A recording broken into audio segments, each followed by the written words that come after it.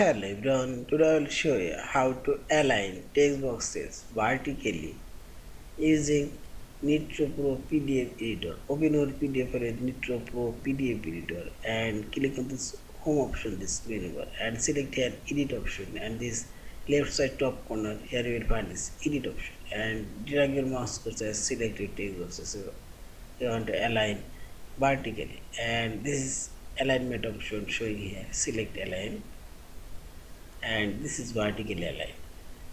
As is vertical alignment adjusted, and also I'll align these two text boxes.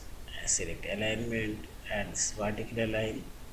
This to also align. This is vertically align, and see this. In this way, you can adjust all of your text boxes vertical alignment. Yeah, and finally select this file option, save or save as in PDF file. Thank you for watching. Please subscribe, like, share and comments.